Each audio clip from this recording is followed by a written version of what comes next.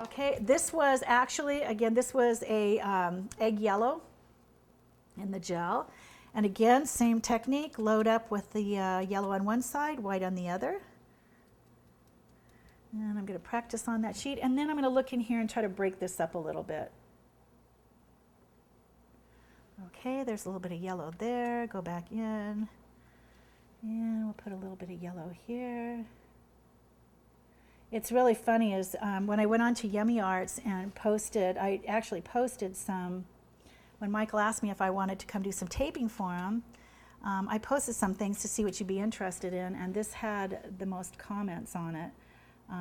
But the challenge was people said, well, obviously you're an artist. Well, again, no, I'm not.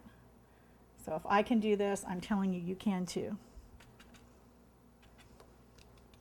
Okay, let's see, do I want that broken up anymore? Okay, now I'll probably do some wispies up this way. And see, you don't want this straight up. You kind of want these bending, because again, and look at the way the wind is blowing here. So we'll kind of bring these up this way. And then we'll take it out this way.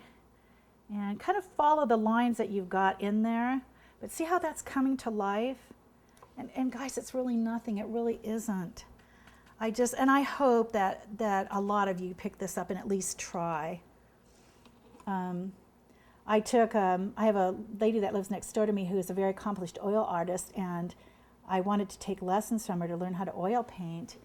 And she told me point blank, she said, Laure'l, she said, I do not teach oil painting unless you learn how to draw. So I spent a year with her learning how to draw, which immensely helped me because you're learning about negative spaces and value and color. And speaking of color, this is called a color wheel. And when I first started out with color, I had problems finding out what shades, if I was working with a purple, what color green specifically would go good with that purple. So what you can do is you flip this over and say I'm working with purples. It's going to give you the complementary shades on the opposite side, you know, of what the different shades of that purple and how to blend them. If you turn, say I wanted a green, or I was working with, say, a red, these are the complementary green shades that are going to look good with these reds. So this wheel is invaluable. Again, say if I was working with, say, an orange. Again, you've got complementary colors on the opposite side that you can work with. That's this. So this is available at Michael's, at Joann's, any of the craft stores. And telling you how to mix colors. This up here, if you add blue to violet, you're going to get this shade.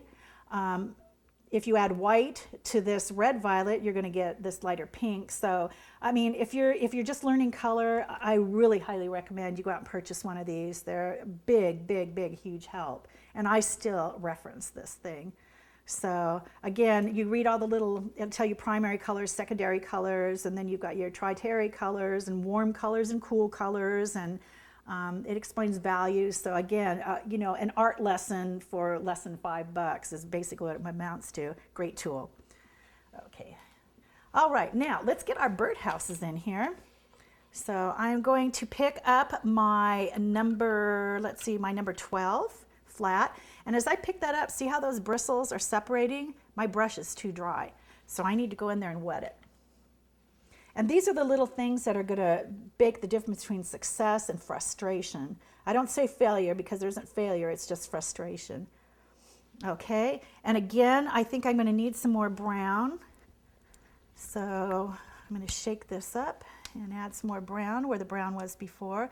And these will dry out after a while too, so kind of have to add some at a time. Now, if this is starting to look muddied, I'm going to go over to the lighter spot here towards the end of it. Like again, my goal is to stay on one plate before this is done.